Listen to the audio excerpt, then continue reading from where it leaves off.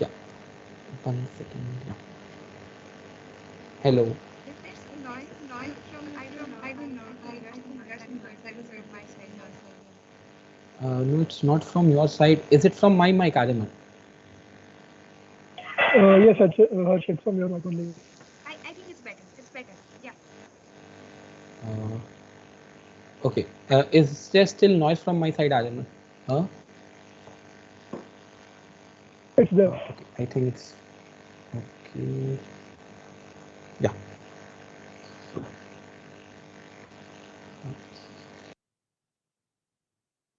Yeah, it's good now.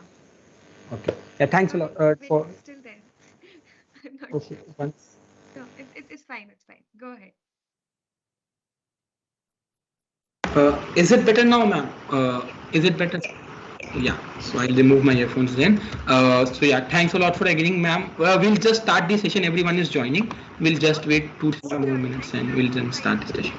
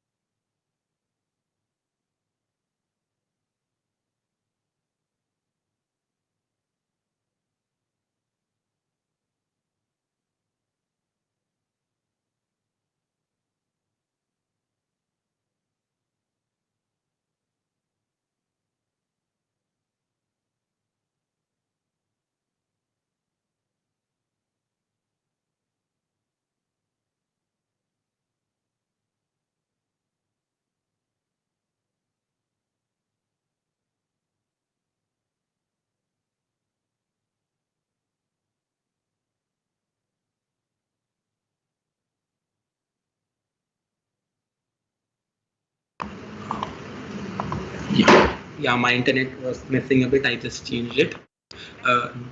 Yeah. EPSA, Tanishka, are you guys ready? Then you can switch on the cameras and start. Yeah, we can. Am I audible, Bhaiya? Yeah, you are audible. Uh, so EPSA. Okay. Shall we start? 1 second. Is EPSA here? Uh, Hello. yeah, EPSA is also here. So everyone's here then. So people are joining. People always do delays. Like, should we wait a minute or two? Is that a problem from me or here, ma'am? If we wait for No, a no, minute that's or two, fine. people. I'm good. That's fine. Okay. So it's morning time there mostly. Yeah, it's Like it's early. This was the only possible time, basically. yeah, I think it's a good time. I for me at least, it's a good time. It's before my class starts or things start, so it's good. So, like in PhD, also you have to do classes like after. Yes, I think for the first 2 years, most of the programs they are very similar to master's programs. Like you take classes. The only thing is you just research in one lab rather than like whatever is your primary lab. And if you're still finding advisors or something, you can research in other labs too. But it's more like research is the most important part, but you do have to take classes. So, like, I was reading some of these documents, like people who do masters in robotics or something of that domain, they don't have to do no classes. Those people from different Uh, I background. I would say it's not really like that. So it's so in Europe, most of the PhD programs don't really have like a coursework, compulsory coursework with them. You can take classes according to what you need. There's no credits you have to complete. But as a PhD student, you can transfer up to a few credits, but you still have to complete like a certain amount of credits. So if you have done a master's, you might not take 2-3 classes, but if the course requirement is 10 classes, you'll still have to take like 6 or 7. Okay, so like you can transfer your courses from other institute, like you can like if they are master's courses, you can transfer them. If they are undergrad courses, even if they are the same course, you cannot, because that you are using that for your undergrad degree. But for masters, if the coursework is mostly similar, they are happy to transfer it, but still there's a limit to how many courses you can transfer to. Like especially if you're doing like I did like an IDD program, so I had very few courses in my last year, and most of them were not like core robotics, so that most of them couldn't be transferred. okay, nice. So how is like studying there, like How is studying there? So studying here, it's a bit hard. It's harder than I mean, it's a lot of work. It's difficult to manage with everything with research. I mean, first 2-3 years are slightly harder, but then you are done with the coursework. You know what you are working on, so life becomes easy. But yes, the second and third year is probably like a hard time. so the coursework is difficult, like you have to. I would say that's the easiest part of the whole program, because it's more like we are still quite used to doing coursework. Even like coming back from like after high school, we have been like we know how to do that. I would say we sometimes lose some touch during the BTech years, because it's not as it's rigorous, but it's a lot like self like you a lot of people still it's more like what you want to study, you study, but there are a lot of courses you don't pay that much attention to. But here, most of the classes you really have to pay a lot of attention to. It's like, it's easy to get a very good grade, but if you don't put in the work, it's very easy to like not pass too. So it's a very, it's like a very binary system. If you know the stuff, you know it pretty well and you will get good grade. But if you're like, lagging behind, it's not the best thing.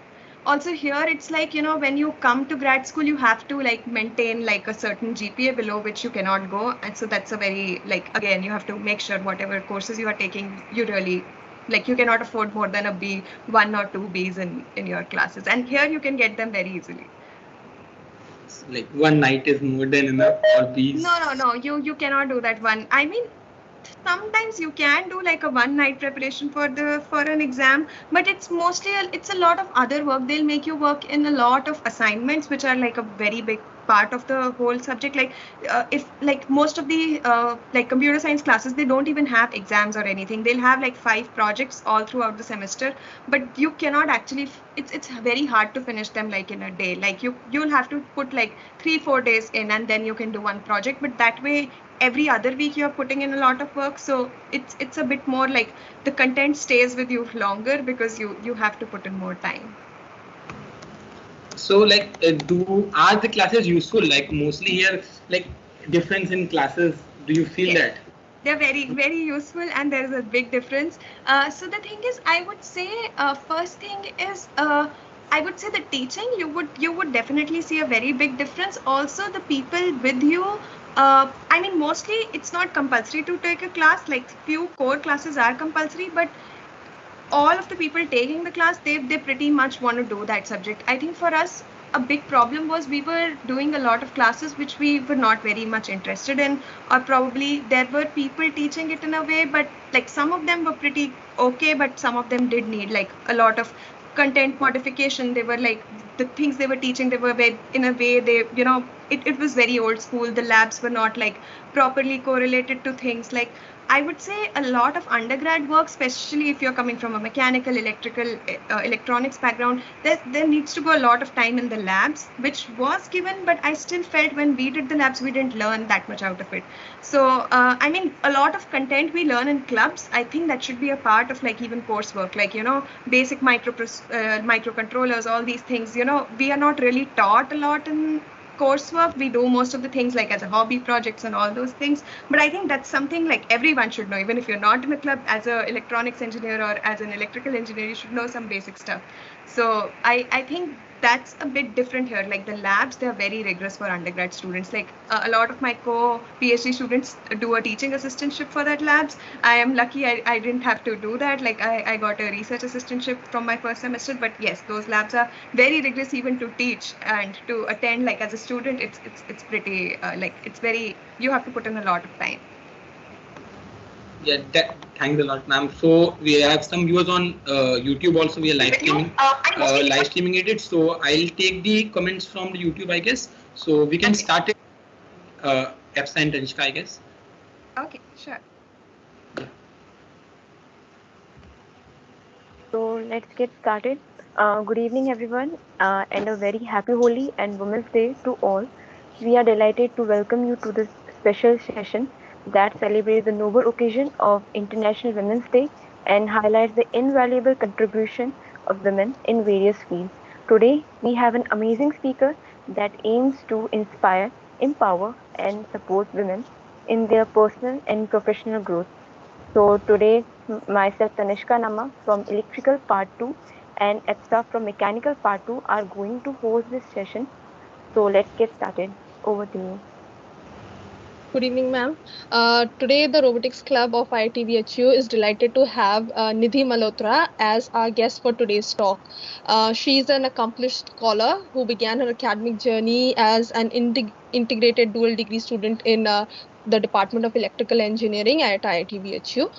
Her passion for robotics led her to join the PhD program in robotics at the renowned uh, Grigoria Institute of Technology. Her academic achievements also include being selected for the prestigious SNBO Scholarship Program in 2019, as well as gaining valuable research experience in electrical engineering and computer science at the University of Michigan and the Center of Nanoscience and Engineering at IISc Bangalore. So that was a brief introduction of our guest speaker today. We'll begin with the question answer session. So, beginning with the first question, like we want to post to you is like, can you tell us about your experiences and interests? First, with beginning with the college journey and like how have they shaped your academic and careers aspirations? Yeah. So I think when I came to college, I was very confused, as most of us were. Like when you start, you don't know, you want to do stuff, but you don't know exactly what. So initial first few years, I spent a lot of time in like different SNTC clubs, specifically robotics club, and I also was trying to do some projects with in my department. It was a bit hard to do things in the department because we didn't have like core, like a lot of hardware related stuff going on. I mean, we had like a lot of we did have a lot of machine labs and all those things, but I wanted to do something more robotics. But we still, I mean, at least there were no advisors or professors who were there that time. But I think a lot of seniors and everything, I got like a lot of good idea, participated in a lot of like competitions which were held. I think my first year just went mostly in that. Then my second year, I wanted to like streamline a few things because it was mostly like I participated in everything, but I still didn't know what my interests were. So I think the first few years it was building a few skills like building robots, basic coding, and basic electronics and all those things, all that I did. But I think after that I mainly got an opportunity during my internships. So during my internships, I both my second year and third year interns, they were mostly in packaging labs. So they are mostly like electronics and sensing stuff. And I got like a good chance. It wasn't like I got a lot of experience to do a lot of things on my own, but I could see people working in the lab, people doing a PhD in those fields, like all those making sensors or putting them on different, integrating them with different things. And I think from there I was really interested in sensing. But then when I was in college, I still couldn't I would say this was we didn't have like a lot. I couldn't get a lot of experience just in sensors, but robotics was still a very interesting field. So I took my bachelor thesis project and I continued it for like 2 years almost. Even in my fifth year, I was working on that, and I think that was quite robotics related. And mostly I also could attend a lot of classes in control systems because I was in the EEE department, and they did offer like a really a lot of classes there. I was also working with Professor Shyam Kamal. He also works in control, so that gave me like a bit of background in that. So I used all that. Most of my bachelor thesis project, it was a lot of building the system, but I think the good part of it was I was able to apply some controls to it. I could actually learn ROS when I was doing that, because when during COVID we had to like shift everything to a simulation based system. So we simulated the whole system in ROS, and we tried to apply whatever we like basic. It wasn't a very high level controller we were using, but it was mostly system identification, a lot of parts coming together. So that gave me a good idea about how you put a complete robot together, from hardware to making it work. Although a lot of it we couldn't really test in the hardware in the end, but I think that's what was like my core, where I got my core interest, that okay, I wanted to do robotics ahead. So when I came here, when I joined my robotics program, so as of now, I'm doing a mixture of sensing and robotics. So I make sensors mostly for the robots we have in our lab. So it's both the things coming together, which I got some experience in making sensors and seeing how those things are built. And now I'm integrating it over robots. So I think all those things together, starting from the first few years, everything I learned, I can actually now use them all in my PhD to build systems. And yeah. Just 1 second, like guys, I have like given the MS team joining link, so if you can't access the chat, it would be great if you could join the team, then you could write in the chat. So yeah, you can continue. Sure. So, ma'am, our second question to you is that what was your experience like being a part of robotic club, and how it contributed to your personal and professional growth?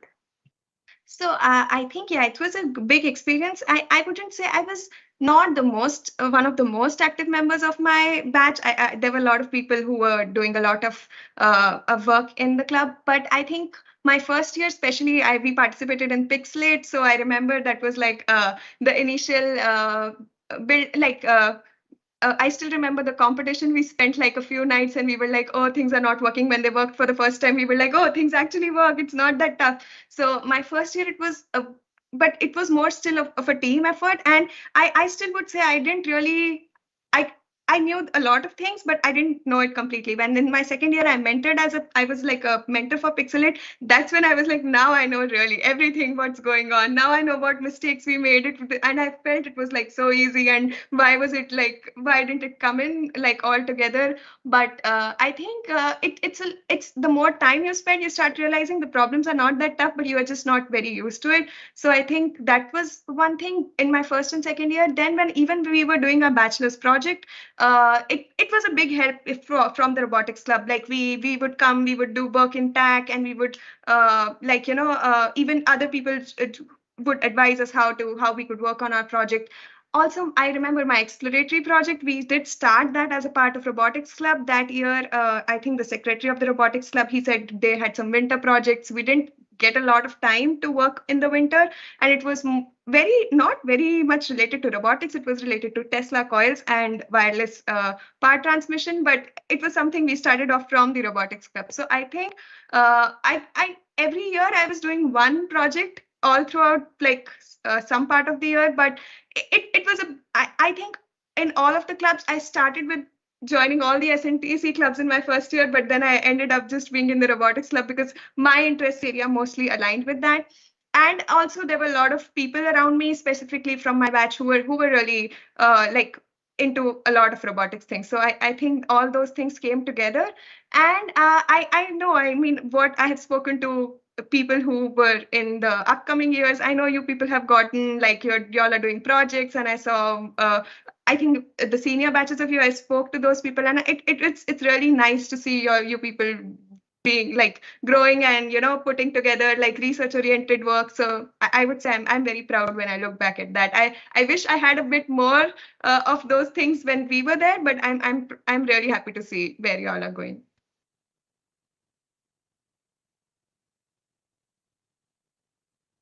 Yeah, moving on to the next question that we have. We would like to know about your undergrad research experiences in projects, like in projects you have done, and about the DAD experience and the SNBO scholarship. Sure. I think so for my internships, I applied to both that and SNBOS. I got in the program in my I got in both of the programs in my third year. But I chose SNBOS. In my fourth year, I again applied for that. I got it, but I couldn't go because of COVID. So that never happened though. But yes, I think so. In my undergrad, the main projects I worked on. So initially, I would say I spent a lot of time. Working on, so there was this project where we were building like a stair climbing wheelchair. This was my main bachelor thesis project, and I spent a quite big amount of time on that project. It started from building like mechanisms that would climb a staircase, but then it then moved on to putting a camera over it and localizing how your what angle are you on the staircase, how do you climb it like completely like perpendicular, you're not falling off, how do you have those. It was a lot of like mechanic stuff because you wanted to make sure things were balanced when you go up, and then a lot of control stuff too, a lot of sensing stuff too. So putting all those things together, I think that was a major part of my undergrad thesis project, and I spent like quite some time in that. But then we also put all those things in ROS, so we simulated the whole system in ROS, and there were a lot of different things. We had like tracks and inbuilt structures which we didn't have, like we had to write like a lot of code to put those mechanics into the system because they were not inbuilt into it. But I think overall that was like a core robotics thing, which where I learned different aspects of robotics. And apart from that, in my research internship, especially in during my SNBOS, my third year, I was working on a project. So this was a wireless capsule, which I was building like a circuit for this wireless capsule. That capsule was supposed to go inside your body to collect some data about some acids, like some pH or level of your acids and all those things. It was a very miniature capsule, and those people were also doing some animal testing with it. But my job was mostly to make the circuit of that capsule slightly smaller so that we could fit it in like a so that it's ingestible. And I think that experience taught me some PCB designing, some basics of how you keep circuits together, but also make sure, they are signals are not interfering with them. It was a lot of other communication we were setting up with how you were communicating with the signals you are getting and all those things. So I worked on a lot of code and PCB designing stuff that time. But it was miniaturized systems, but I didn't really build those sensors, and but I saw a lot of people doing that around me. So I think that's where my interest in small scale systems came. And apart from that, I also did work a lot on my master's thesis project, but it was all remote, and we couldn't really build. It was mostly like a solar system where we were trying to maximize the power output and all. I mean, I know for the electrical people, if when you'll go in your final year, they teach a lot of these things in power electronics. How do you maximize, and how some algorithms for optimizing your energy, and then putting in circuits in a way that you can get a good output and all those things. So most of my fifth year work was based on those concepts. And yeah, I think those were my major projects. But apart from that, I did work in like hobby projects too, which didn't last very long, but I learned like a lot of basic building things, like building robots and other things you need like on the way when so yeah.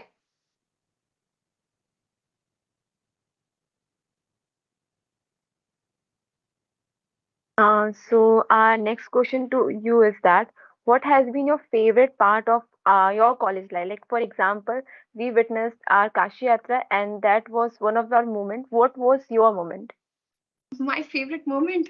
Okay, that's very hard to choose. I don't know what should I choose. I think there were a lot of favorite moments. I don't it's very hard. Like once you graduate from college, when you look back at your life, I think the whole period was a very favorite time of my life. It's very hard for me to choose like one moment, but I think a lot of it was I wouldn't say that time. I would definitely say it would be like like Kashi Yatra or something like that. But now when I look back at it, it was like a lot of things I achieved on the way, maybe an internship or maybe like, like something good in a project. Yeah, I still remember. So we participated in this MIT India initiative, and there was this workshop, and we started a project out of it. And I still remember we got selected. We sent that proposal in for some competition in John Hopkins, and we were like we can never make it. But when we got the news, we actually made it there. It was like a moment for me that I was like, oh my god, this was something I couldn't ever imagine. So I think as of now, when I look back, and also that was like probably my last day in college, and we couldn't go back because of COVID. So I think those were a few things which when I look back, I feel that's what I remember the most. Yeah, that seems like lot intriguing. So, what are your future plans for now? Yeah, that's a good question. I was more clear when I left my undergrad program. I was very clear what I wanted to do in my future. When you start doing your PhD, your main future goal is to finish that PhD up. That's the main thing. That's the most important thing. But yes, I think I want to do what I'm presently working in medical robotics, and that's what I want to do. Maybe I would want to push it more towards even MEMS and biosensors and all those things for surgical robotics. But I want to still be in this field, but I'm really not sure I want to go to industry or I want to work in academia as of now, because I'm doing a PhD. So I mean, it's more like you try to go do a postdoc, then go in academia, but I'm not sure. By fifth year, I'm like, no, I want to go to industry. I want to do some different sort of research, more like a teamwork and all those things. Then I don't know. I might change my mind, but yeah, as of now, it's mostly finishing my PhD. Like when I attended your Ask Me Anything session, that you took in your last year, like basically like mostly it was like my tech father told me like Ajitesh was there, like this is your great tech mom, whatever, attend this sometimes, and okay. People told me I spoke really fast in that session, and now I'm thinking I should slow down. So in that you told that you are sure that you will open your own lab after doing PhD and postdoc. I did say that. Oh wow. I was very enthusiastic. I still am, but the thing is, I think I'm more realistic too. So it's having your own lab. I mean, it's a very big accomplishment, but you really need to see if you have all those ideas. If you think you are more of a thinker and you have those ideas, I think that's a very good thing to do. If you're more of bringing ideas to something, maybe it's not. I mean, I think as an advisor opening your own lab, you get to think about a lot of ideas, but you really don't get to work hands-on on them. But if you're working in an industry, you get more to do, actually, implement those ideas. You still get to innovate because you can put in your ideas when you're actually doing something. But I think it's what you really like doing. If you like building stuff, I think an industrial job gives you more opportunity to do that if it's completely under your core interest. But if you like really thinking about ideas, thinking about different ideas, and you are able to think them well through, then I think it's a good thing to have your own lab, and you can have a lot of great students if you like mentoring, if that's what you like more, and it's a lot of administrative stuff too. So then I think it's a better way to go, you have your own lab and you can manage things. So don't when opening your own lab, but still in academy also you get don't get to work for some years after PhD, postdoc or. Postdoc, you're working all hands-on, but when you I mean, at least what I see here in the US, I think once you become a faculty, it's very hard. You have so many other things. You have to work on grants, you have to get in the money for the projects, and then you have to teach, you have to do a lot of other, you basically mentor people. At that point, it's like you are involved in the project, but there are other people who are actually doing the project. Nice. Also, could you explain more on your research, what you are currently doing? Okay, definitely. So I'm mostly working, so my lab mostly works in surgical robotics, and it's basically compliant robots, continuum robots. It's we machine different robots, and they're very small scale, and the goal is to access maybe some through your vessel in your body, access some part maybe near your heart, or different in your brain, or some region in your body, and it can be for different purposes. So surgeons use these like rigid tools a lot during the surgery. So my lab, basically we work on making these tools flexible so that you can access certain areas of the body more easily. And you have some companies as of now, like Intuitive Surgical and all those things, they have like Da Vinci robots, and all those things really enables minimally invasive surgery. So rather than even if it's like cutting the person all open during a surgical process, it takes a lot of time for the body to heal. But nowadays they make really small, like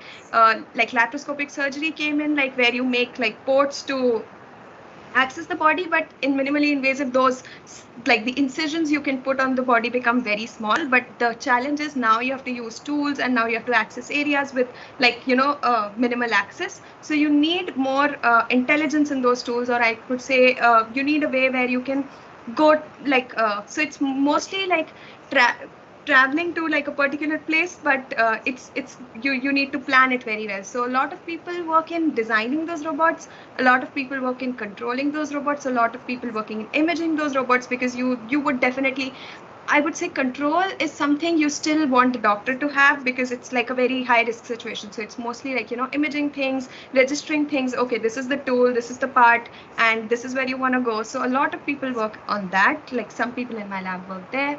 And my research has mostly been like putting in sensors. So when you actually are using these tools, you lose all the haptic information you have, like when you are trying to, you don't know how hard you are pressing over something, or how much you are trying to, like you don't want to, if you're going through a vessel, you don't want to injure the vessel, you don't want to put that much force that you damage the vessel. So at that point, you're mostly, because these tools are very long and you try to access different areas, you lose the haptic sense. So what you want is, you want to put sensors around to make sure you're not exceeding some things, and you can use them for different purposes. So as of now, my research is mostly based on building those sensors and putting those sensors on these small robots, so that like how much force you are exerting, how the tissue is, you can know different characteristics of the tissue and all those things. So I've been mostly developing sensors for those robots, and other people in my program, they have actually already built a lot of these robots. So I'm working with them and putting things together, and we then do some experiments, maybe with tissues, or with if things go very well, like by the end of the PhD, you can also go like you also have a chance to do an animal experiment to actually validate what all you've built works.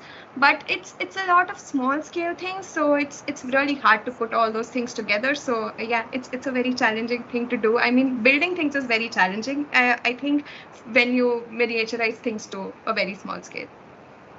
So just adding on to it, like what was this whole interest came from SN Bose? Because like some people do medical robotics they try to pursue, but they are mostly from pharmaceutical or biomedical departments, and also they have some nudge for that. But for electrical students, like this whole field came from SN Bose internship or something of that sort? So first thing I would say, my lab is very highly like mechanics oriented. If you are from any other background, it's a lot of, so in a lot of medical robotic stuff, it's really mechanics oriented. One reason for that is when you see other areas in robotics, you still have a lot of learning, you have a lot of other like computing things like that people are using. But medical robotics, it's still, because you still need the doctor to have the control and the intelligence part, you still are like really trying to develop a good robot. That's what is the main goal. The brain still lies with the surgeon or the one operating it.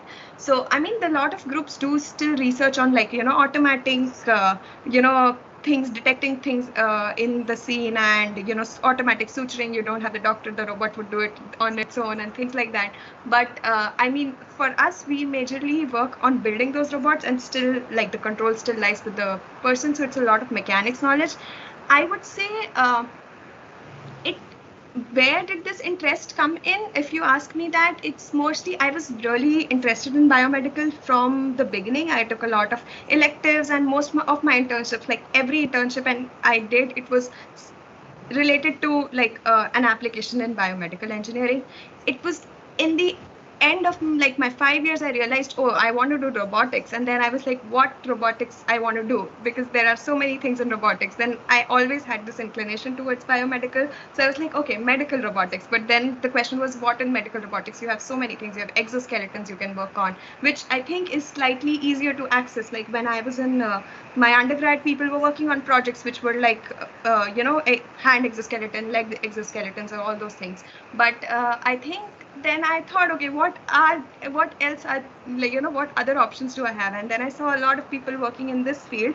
So in my final year, I tried to attend a lot of talks. I didn't have, I didn't have a complete experience in this field. I had some experience in robotics, some experience in biomedical. It was like really not very related to the topic. But then I attended a lot of talks. I read a lot of things, a lot of papers, and then I thought, okay, this is something I feel interested in.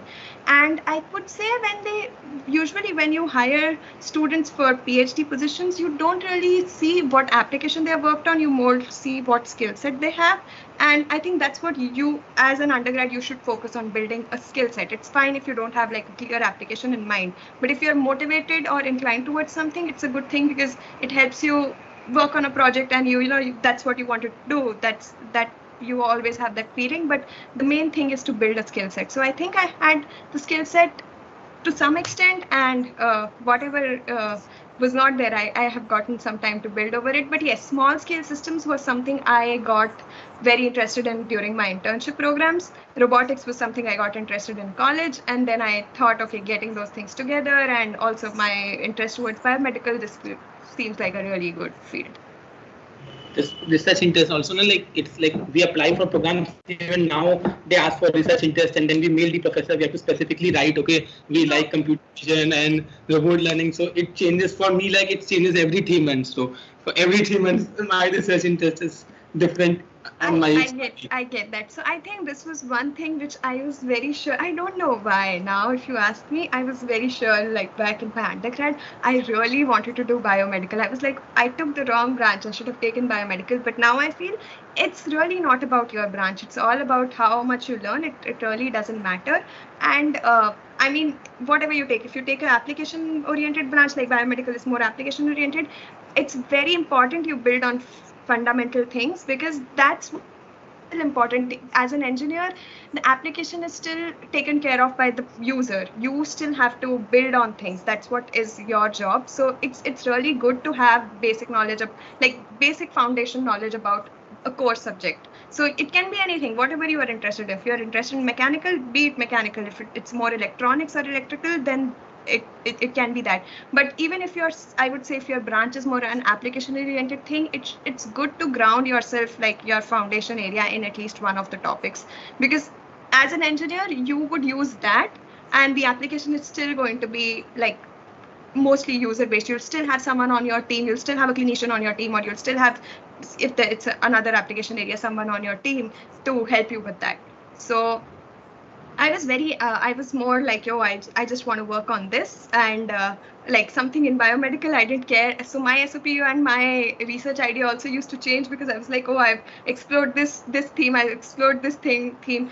But I think one thing I would say, you really need to sound like you're really inspired by that field. That's what was one thing. I was very, when I wrote these SOPs, I was like, I really wanted to do this. I was really showcasing that. But the other thing also is, I know it's not really, but for me, I've seen it really helped me. Like having a good CGPA really helped me. I would really say that. I know a lot of people would say it doesn't matter. It doesn't matter when you can show your research caliber, like you have a journal paper or you have a conference paper when you're applying for, programs like a master's, or I know for internship programs, all these things you don't have because you're too new when you start applying for this. If you have, great, really great, but that's fine. By the end of your college, if you have a paper or something, you still can show your okay, I'm good at this thing, I'm good at researching. So your GPA might not matter as much, but if you think that's something you're not very sure about, really keep your GPA up, because it at least shows you're a sincere student. I mean, at least outside, people really, and it's not easy to get a good GPA outside, so people do give it like a like they do consider you, okay, you'll work hard and all those things. So I would say, make sure if you can keep it as high as you can. So like we were 2 years online. So currently we have good CGPA, everyone. But very good. So okay, y'all were 2 years online. No, I think it's not just also about the GPA. At the end of the day, you should know what you're doing. I mean, it's very hard. You know, if it will get very hard if you have a good GPA and people expect, oh, you know everything, and then at the end of the day, you're like, oh my god, this is not what I know. But so that's even a worse situation. So don't put yourself there. Actually, it's a good idea to. I mean, some core subjects, even if they're not taught the way they should be, I would say taking time, look at really look at the good textbooks that you have. I know we don't do that at all anymore. I mean, my undergrad, I didn't see anyone around me really going and looking at textbooks and doing that, but that is what you are. If you do that at your undergrad level, it's really going to help you if you want to pursue higher studies. I mean, that's something which is not, which people won't advise you, but if I would want to go back and do my undergrad, I would do it very differently. Like I would really look at those foundation subjects. I would look at the textbooks, which people don't do at all, but you should do that. I mean, if you all have the time, if you all have that interest, you all should go ahead and do it. Yeah, but then like labs and all are still interesting here also, like the labs in electrical. Yeah, the labs are interesting. It's only sometimes you don't have, I would say you don't have mentors to show you how things work. Like, I remember being stuck in the lab for like the whole 3 hours and we didn't get anything done because maybe the system was not working. We were not very equipped with that knowledge, and we needed few people to show things to us. I think that's what lacked more, rather than the lab was always there. The problem was we didn't have anyone to show us a lot of things. So I think, but still, I mean, you have to learn if you want to learn. So that's very important, and I think that's very hard even to learn online, because that's one skill you get only when you do it, like when you do those things in person. So I know you all have spent 2 years in COVID, but use this time. You really have to put more effort to get those skills on you, so yeah. That's why you can continue. Yeah, so that was really interesting. So since we have met on the Women's Day occasion, so like I would like to ask you, like as a woman in a college, did you face any difficulty specifically in pursuing like robotics? Honestly, no. I would say I think that's once you enter the college, you have so many opportunities. People around me were always very good, like be it professors, be it my colleagues, be it my peer group, everyone. I never felt that, and I think that's a very good thing. And I would say maybe. I was in a department where we already we had a lot of women. I know in mechanical, you were just one or two. I know now you are not that less, but I remember in our batch there was just one girl. So I don't know how things are like, that how things were like there that time. But my batch, we were like 10 girls, which was like a big number for us. We were like, okay, that was a really big number. But I think I really never felt anything, like holding me back, or anyone, trying to make anyone around. I didn't even see, not just for my own self, even from other people around me. I never saw that as like a hindrance or anything. But and I think we are lucky enough to be like slightly past beyond that point, that at least once you get an opportunity to enter a college like this, you don't have those issues that much anymore. So I don't think I ever felt that. But yeah, I think maybe not everyone has a different experience. Sometimes things around you are different, but I never felt any difference. I just felt it would have been the same anyways. I mean, by our time, I remember we could spend before our year. I remember most of the competitions and everything, you had to people used to work at night, and we didn't have the, I hope it's still there. Like y'all can go out even at night. I mean, for us, the hostel permit we were able to get it off and all those things.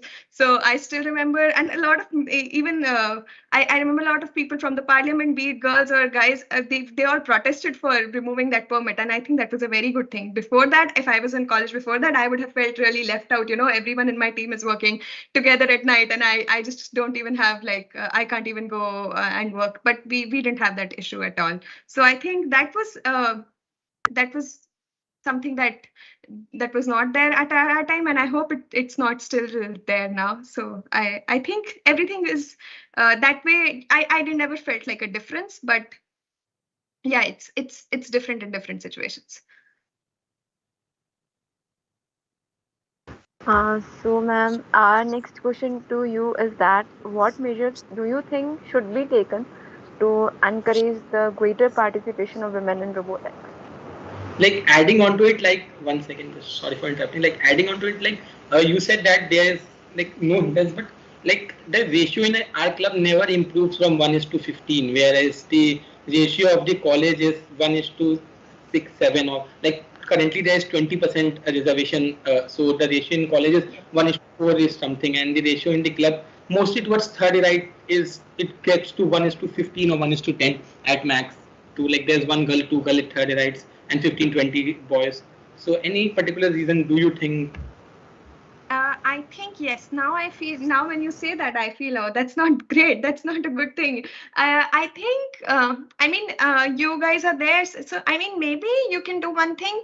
Uh, I wouldn't say, I mean, if you feel people feel they are lagging behind on some skills, you can have some workshops. I mean, you girls can organize those workshops. Maybe it's everyone can attend it. It's fine. I mean, you don't have to make it like only women or things like that, but you can motivate your peers more or your juniors more.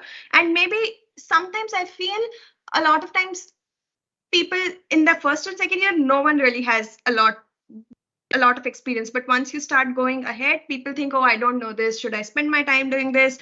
Maybe, everyone around me knows these things. So if you think that's what makes them, lag behind, or you feel people are not participating enough, then maybe, I mean, you should take some initiative, and I would say lead it by women, but of course everything should, you should make it open to everyone. Even if other people want to, everyone wants to attend it, make sure you do that. But you can show more leadership by your own, and that's what something is like. I would say people would be more motivated, like at least if not your batch people junior to you, they would be more motivated. So you should take some initiatives, maybe teach them some skills if you think that's what they are lacking. If you think it's not that, it's something else, even if it's just coding or it's more hardware related things, if whatever you feel people are less in, I don't know what area you feel specifically people don't join, but maybe you need to show them that okay, a lot of people do work in that. So that way I think it would get better. Yeah, we'll surely try to implement this and hopefully we get a better ratio this time. Um, and now moving on, like I would like to ask, like, as your experience as an accomplished scholar, what advice would you like to give to the undergrad students who are interested in pursuing research, and particularly those who want to pursue advanced degrees or careers in research? Careers in research, yes, I think this thing I already said, really try building foundational knowledge. And also if you like robotics, really build a robot. Don't just do, I know you can still do a lot of simulation, you can do learning, you can do so many things, but no, I would say build a robot, put things together, see how motors work, see what works better, get that knowledge by doing it. You are not going to get it by not doing it. So if you want to do robotics, know the basic stuff. Knowing this stuff at grad level, you'll feel pretty bad. So better know it at undergrad level. So I mean, I know this is really basic, but people have really, some people have no experience in it, and it's harder to know these things when once you go ahead, people expect you know this much. If you say, oh, I was in the robotics club, if you say, okay, I've worked in the robotics club, they would just take it for granted you know these things. So know those things if you specifically, if you want to go ahead, because those are not the things people would want to teach you ahead, and you would also, you would also be shy learning those things. So better take your time, learn some hardware skills specifically if you want to do robotics. And the other thing is, at least one subject, build a good foundation over it. You don't have to know everything. It's fine. Although robotics is very interdisciplinary, but it's fine if you don't know everything. Know one part, like look at the good core textbooks in that area. Look, read beyond what's taught in courses. I mean, it's going to be hard, but and it's also hard doing it all alone. So I mean, you people are already in a club, and I know you people already do it, but you already have like different, try to have like, I know you'll work for competitions, I know you'll work for workshops, you'll have skill sets, but also have just some discussion sessions, which I think you all might already be having, but maybe you can have more of like some just theoretical building, concept building sessions, and it might not be like related to like a competition or a core robotics, but y'all can still come together and do that. And it's okay if not, it's not for a competition. I think a lot of my time only went into, you know, pursuing projects and competitions, but it's very important at the undergrad level where you build in core knowledge. And I know it's like, you know, you'll forget it if you don't apply it, but still I would say it's a very important part which we slightly miss out, which when I look back at my undergrad, I think I did miss out on it. Nice.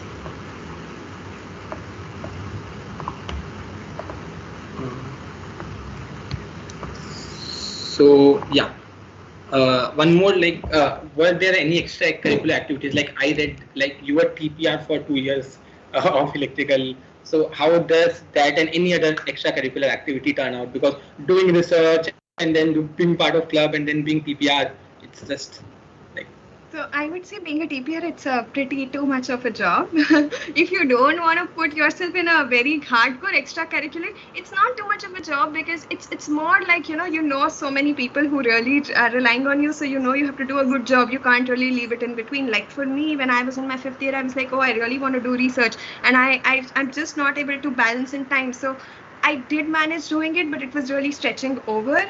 And now I look back at it, I think, oh, I was able to manage it. So what's the big deal? But no, I would say it's like if you want to do an extracurricular, of course do it, but don't do a very vigorous extracurricular if you are really interested in putting your time out in research, because research itself takes in a lot of time. I mean, if you're really trying to get a paper out, if you really want to aim like having a good like CV at the end, I mean, I was able to build on everything, but I would say no, if I go back and look back to it, I would still do it slightly differently. I would do extracurriculars, but maybe not something that requires like a lot of my time in it. So you choose whatever you're choosing, choose it slightly wisely, and everything is good. I mean, I would say if every extracurricular is good, but you really need to know where you're spending time. Research is very time consuming, like good research is really time consuming. And if that's what is all you want to do in your final year and your pre-final year, I would say it's fine. It's really, if you want to pursue higher studies, you should definitely focus on doing just that. So that's it from our questions. Like we'll take it to open house, like anyone can ask questions from now on. So yeah, so I also have a few more questions other than the questionnaire. Sure. So yeah, so okay, we'll take some questions from the audience itself. So I can see a few names. Miss Shruti Shah. So you can unmute and ask your question. That would be better. Good evening, everyone. I'm Krutija. I'm from mechanical second year. Ma'am, actually, I would like to ask that at some point of time, we feel that we are putting in so much effort. The people around us are like so chill and relaxed, they're enjoying. We are putting so much effort, but we are going like nowhere. So at that point of time, how did you manage yourself? Like it is so demotivating. So how to manage at that point? Okay, I think, yeah, that's something you will keep feeling all throughout. I feel that even now, and I don't know what is, I mean, I would want some advice on that. The thing is, okay, look, I know sometimes the output, it doesn't show it. You really need to wait a lot, but don't think your output is something, which, everyone needs to recognize or things like that. See, if you are learning, if you think you are learning something out of, then do keep doing that project, keep working on that thing. But I made this mistake in my undergrad. A lot of the things I was involved in, I knew I was not learning anything out of them, and I still kept doing it. You need to, at one point, you need to have a good judgment of knowing where you are getting stuck. I'm still not at a point where I have a good judgment of that thing. I don't know if I'm not doing it well enough, that's why I'm not getting the result, or maybe, it's like a wrong approach why I'm not getting a result. So you need to try talking to people around you, maybe some people senior to you, to try to identify why, if you think you're not getting the right output, why are you not getting that?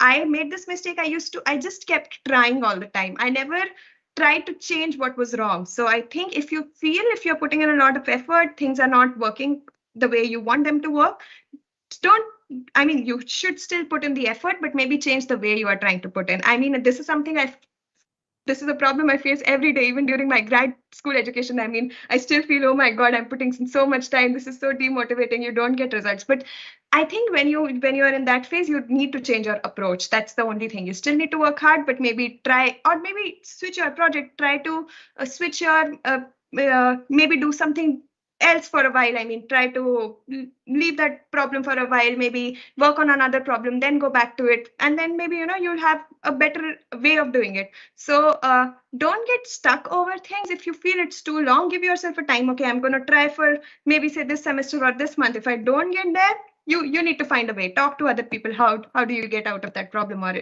a project wherever you are stuck, whatever is your issue. So don't get too stuck on things. I made this mistake, I feel, a lot. I just kept doing. I thought, oh, in the end I'll get. You definitely do get an outcome in the end, but you lose a lot of time. So I would say you try to build on a good judgment of where you have to put that stop point, or you have to change your direction. Thank you, ma'am. So, like, next is Ashish Dalal. You can unmute and ask your question. Hi Nidhi ma'am, I'm Ashish Dalal, a first year chemical engineering student. I have some questions regarding the surgical robots that you mentioned earlier. Can you tell us more about how those miniature robots are currently being used in the industry, in medical practices?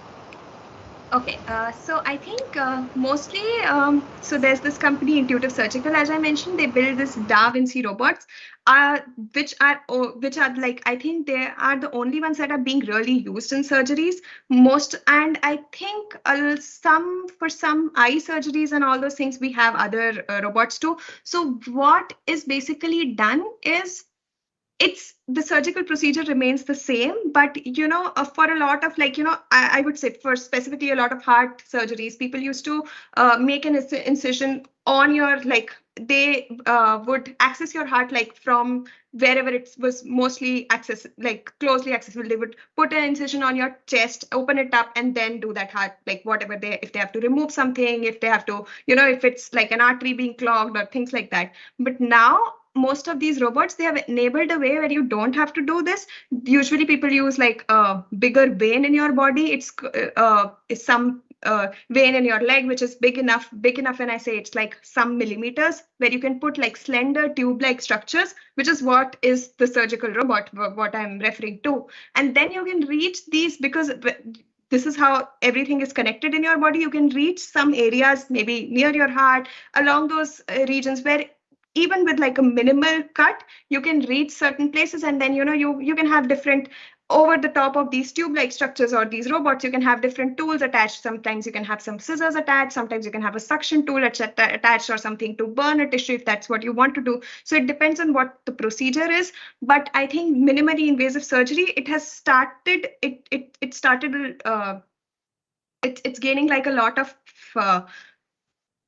I mean, in next years, people would do a lot of procedures with these things, but still, I think a lot of building robots in this area, we still need to build like a lot of stable robots, which people would end up using. A lot of these are still in startup stages, and people are trying to, get FDA trials and all those things, which takes like 10 years, 15 years minimum to get to a point where they're actually being used. But for a lot of surgeries, it's a bit more dangerous to use these tools, in the sense, because you need a lot of checks, you need to make sure of a lot of things. But if you use it, the recovery of the patient and the success of the surgery can improve quite a lot. So that's why a lot of the general surgery is being transitioning to minimally invasive surgery. Following that question, you said that, like, how do you overcome the challenges of navigating inside the body through the veins and arteries? Okay, so yes, so 2-3 things which you definitely would want to do is, you don't want to apply that much force, even to the end of the body of the robot, so that it doesn't damage anything. And the other thing is, you can actually have a good view where you are going. People put ultrasound on the tip of the of these robots. So you'll have like actually an inside view of the whole artery, or you can do like imaging from outside. Maybe if you're doing it in CT or you're doing it in MRI, it depends on what the procedure is. But you can get a good view of these things. The engineering challenge is to segment out different things, remove out noise from that view, make sure it's all real time.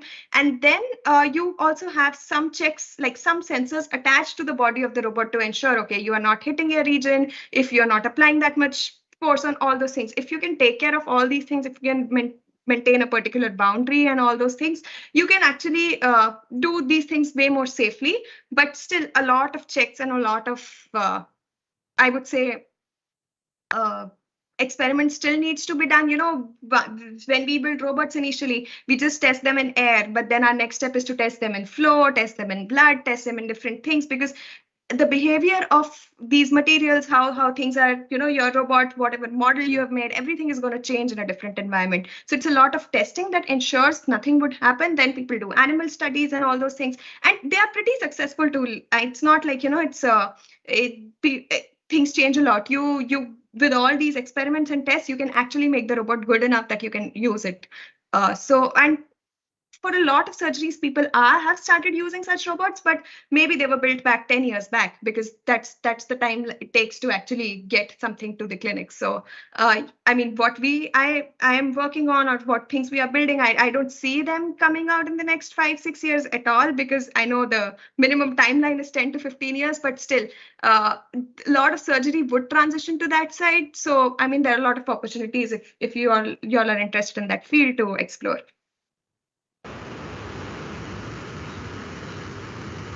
Okay, so the next question that I have is, it might be similar to the previous question, but what I wanted to know, what challenges do you face while designing or developing such miniature robots for these surgical applications?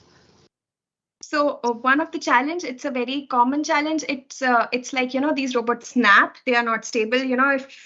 So there are different ways of doing it. If you are interested, I can also have like a more detailed discussion maybe. But it's more like, you're using some tendons or something to pull so what we do is we machine a robot in a way it's flexible in one direction, the way we want, wherever we want, and you can make it a bit adaptive. How you machine it is you remove some material out of, like you take a rod sort of structure, you remove some material in certain directions to make sure, okay, it's curving to one end and all those things. Machining it really accurately, that's a challenge, but I think that's more of an industrial challenge. Once you've shown the proof of concept, it's more like for an industrial setting where you can improve a lot of things.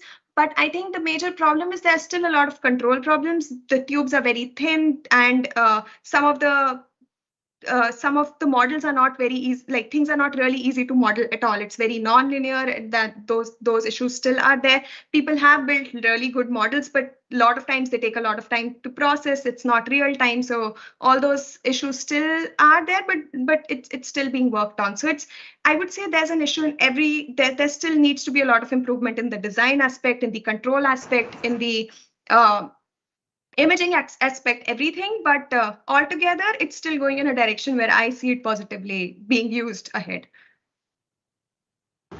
Yeah, sure. We can have a session sometime. We can call you on like a topic specific test talk. Yes, so, sure. Yeah, so we can extend the session 10 minutes if you are. Okay, I'm good. Yeah. Okay, so Aryan Yadav, I think you raised your hand, so go ahead. Arnav Yadav, sorry.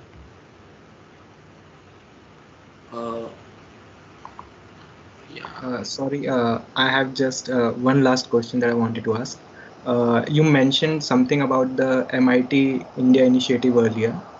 Can you tell us more about it?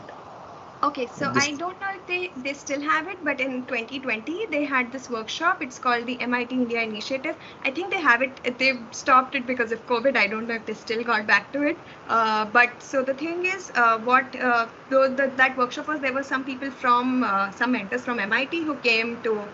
It was hosted in Mumbai and in a college, and they came there. They were trying to it was like just a 5-day workshop, and they were trying to have, like, how do you think about a research question.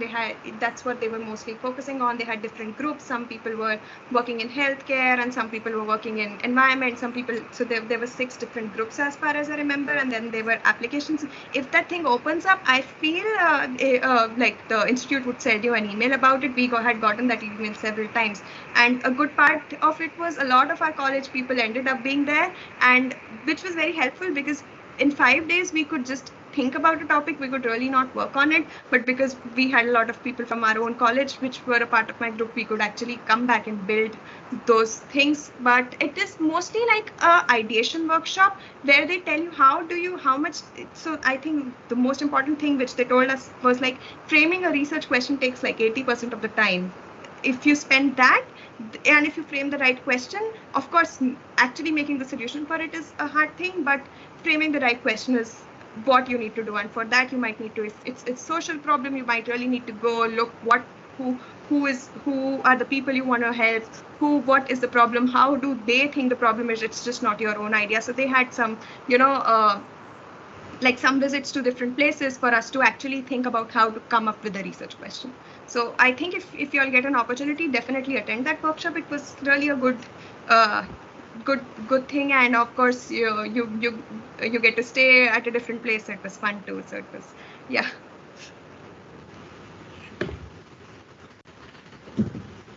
So I think if anyone else has a doubt, they can. Hello. Yeah. Yeah. Hello, ma'am. I'm Aryaman Gupta. I'm a third year member of the class. So I wanted to ask that how did you decide that you want to pursue further education in robotics, and also how did you decide among pursuing a PhD and pursuing a master's?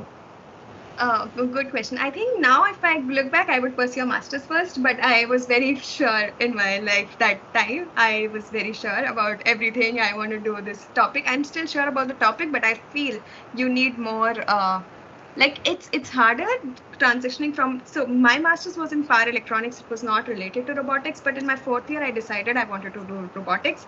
So my 5th year, I really worked on my master's thesis project, but I still knew I was more interested in that. So I applied to most of the robotics programs, and I did apply to a PhD program because I was sure I want to I'm okay putting in 5 years of work. The only reason I said now that I would probably choose a master's program first, because it helps you build on a lot of knowledge, which as a PhD student you're expected to have. And even if you don't have it, you're slightly slow in the beginning, but then you have to accept it that people around you might know a bit more, and you need to be more paced, when you are doing. You need to know, I need to learn this thing. So if I would say still, if you are like, if you know this is a topic you want to be in and you want to put in that much amount of time, if you're sure about it, PhD is a good thing because it's all funded. You don't have to worry about money. You don't have to worry, because once you do a master's, if it's not funded, you'll then take 2 years off, work in a job and all those things. So after that, starting a PhD, I would say it's slightly easier if you started, because you get out of studying, you get out of it's very hard to transition in out again and again, but it's fine if you have to do that. If that's what a lot of times you would want to do a job first, and it's completely fine, I would say. But it's slightly easier, I would say, if you just do it out of your bachelor's, because you're still in that zone of being in school, which is difficult sometimes when you get back in. But it's still fine. If you want to do it, nothing is actually that difficult. But yes, doing a master's in between in the same topic helps you build a good theoretical foundation. So if you don't want to do that, if you want to skip that, use your undergrad years, like last 2 years, building those foundation things, because once you go to a PhD program, you're really expected to publish papers and all those things. You don't really have that large amount of time to build in theoretical concepts. So if you're trying to do both, it just becomes more stressful. That's why I would say it's a good idea to join a PhD program when you have those theoretical skills, and it doesn't matter you get them in your undergrad or you get them in your master's. So you can plan accordingly. But it's fine if you still want to pursue, if you want to give 5 years to a topic and you want to mainly do research, then go ahead. You should apply for a PhD program. The only thing is you should be prepared to see people around you maybe doing way ahead of you in the first few years. So that's the thing you need to accept. Adding on to it now, once again, like adding on to it, like, but like, this was the question again. You touched in your ask me anything. Like you talked that it was very tough for you to decide which one to go. So like, is the dual master like I am also from IDT, so I already have a master's. So adding on to a master, a dual masters, like it's not a problem at all. If the topic you are, if you want to do a master's in robotics, it will be completely very different from a master's in power electronics. Nothing is going to be same.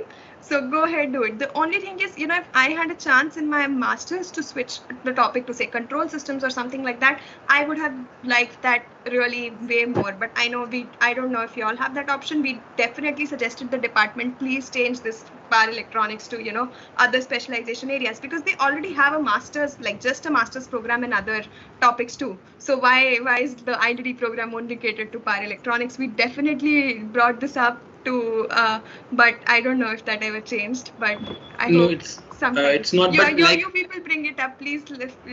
I would say this was something we really didn't like. But anyways, getting a dual master's, it's not at all a problem. I mean, a lot of people do that. Yeah, sorry, my network broke. Like, yeah, I was telling that we don't. It's fine.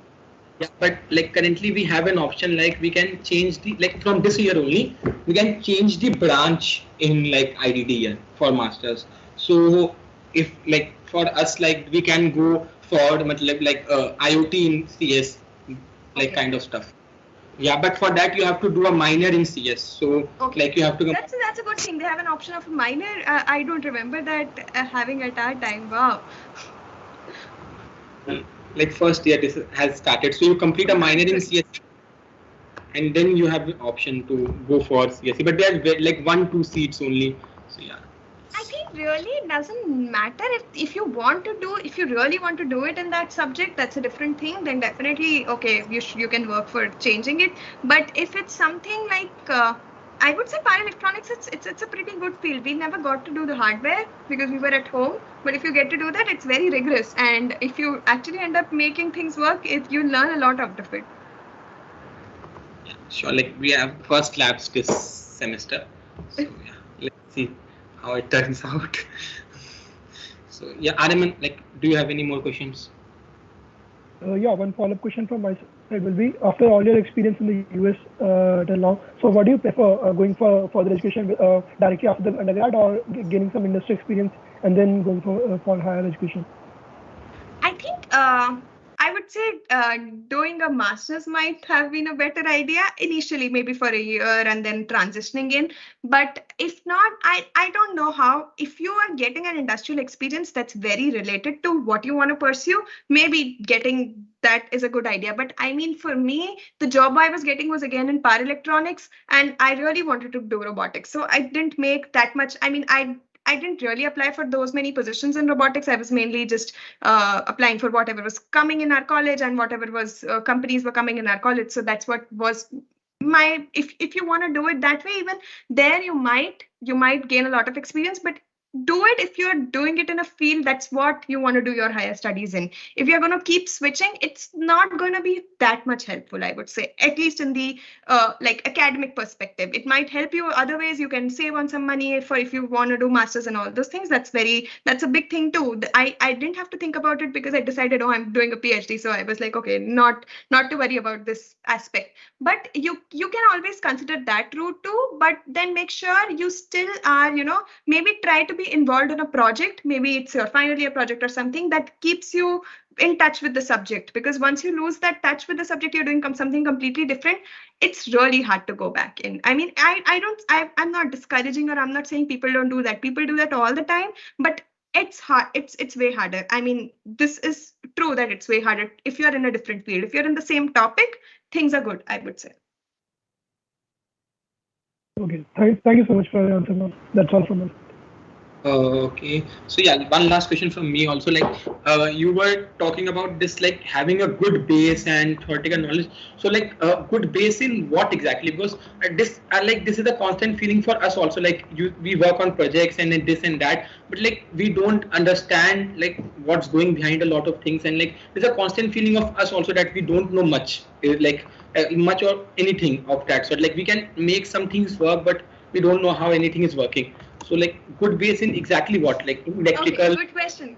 Very good question. So I think if you're doing robotics, I'm only telling very specific to robotics. So it's like if you are a mechanical engineer, if you're doing robotics, you should really know dynamics well. You should know kinematics, dynamics. You should know how to model a system really well, because a mechanical engineer is expected to have that knowledge. You know, if you're given a system, how do you actually model it? That's one thing. So there are a lot of books. I know, I don't know how they teach it in there, but I would say dynamics is a very important subject. You should focus some time doing that. And there is core robotics. Like, I don't know if there is any course in the mechanical or electric. We never had a course in robotics being offered, but there are a lot of online courses. A lot of them would not still build on a large foundational knowledge, but try to have, couple it with some books too. I mean, I'm not saying you have to go through the book, but just look at the topics. Okay, then you can read the topics from somewhere else if you think, it's very really boring to read it from a book, or you learn more when you are reading it with, someone teaching you or someone showing you a few things, examples and all those things. But you should know what's being taught. So I think if you're in if you that's what is your interest area, if mechanical is your interest area, look at dynamics, look at robotics, core robotics. How do you have how are joints related, what's the forward kinematics, inverse kinematics? These are basic things as a robotics student, you are taught in your first and second year, but if you have that knowledge already, you can apply it when you're working on systems. The second thing is, if you're more of an electrical or electronics engineer, you can spend some time maybe looking at control aspect of things. And when I say that, it's when I studied control, it was all like a black box system. A model was coming out of I don't know where, and we used to just apply control. We were just given, this is the model, this is the plant. That's what we knew, and we really didn't know what was going on. So even if you are an electrical engineer, if you're working on control, have some knowledge of how to model systems. It may be data-based modeling. It may not be like, you're not modeling it from first principles. You're not doing like just physics to model it, because if your system is non-linear, it has other things. You might use other aspects to do it, but see how you can get there. And if when you look at control, there are so many things, optimization and all those things, which we didn't study in the right way I was supposed to. I mean, now I look at it, I was like, oh, this is and also if you're doing control, linear algebra and all these things really come into like a lot of play. If you're doing more learning based things, study optimization, study more discrete math, study things which are like more basics, how those algorithms and everything works. Try to, if you're gonna take one topic, whichever is your whichever you find more interesting, and go back to the basics of those topic. And if you're unable to choose it according to what you are in. I mean, if you don't know what you want to choose, say, okay, fine, if most of my courses have been in this thing, maybe it's easier for me to have my knowledge upgraded in this subject. So you can do that if that's what. But if you already know your interest area, you can just choose accordingly to that. But do work on, when I say foundational knowledge, look at the core textbooks of that subject and just look at the topics, and maybe you can read it from wherever you want to. So while like the things taught in electrical useful to you, or like what is are they expecting from you at PhD that you know this stuff? Yeah. Everything is expected. Basic electronics and electrical is expected. I cannot say, oh, I was in electrical, I don't know that much electronics. No, if you are an electronics or electrical engineer, you should know everything of the two fields. People don't know their separate branches here. I mean, they'll be like, what? You have not taken a course in this? What is that? And you'll be like, no, all I studied was mostly transmission and motors and things like that. But no, you should know, if you are doing robotics, try to put your time in knowing everything, how motors work, how things work, what's a good, I mean, having a good intuition of things. Buy a few things, test them out, see what's working, why this doesn't work, why can't a system be driven by this. You need to build on. If you start building on that knowledge, it's very helpful ahead. That's it from my side. Like, if anyone else has a question, they can ask, or we can end this session. So anyone has any question? Can the robotics club arrange another session focusing more on the technical details about these miniature surgical robots? I mean, I would really like to discuss more about them. Yeah, sure. Like we love to host sometime, ma'am, sometime more. Like we can have an like all alum session. Like so many of our alums are doing Yeah. stuff. Like we can Yeah, have an. that would be a very good idea. Honestly, yeah, I know it's yeah we have so many people who are actually we should do that. Yeah, that's a good idea. Yeah, sure, ma'am. So we'll definitely love to host you sometime again. So Sure.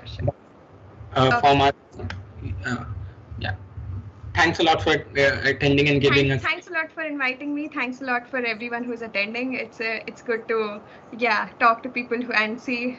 I'm hoping everything is going towards a better direction. So yeah. Yeah, thanks a lot, ma'am. Thank you so much. See you soon again.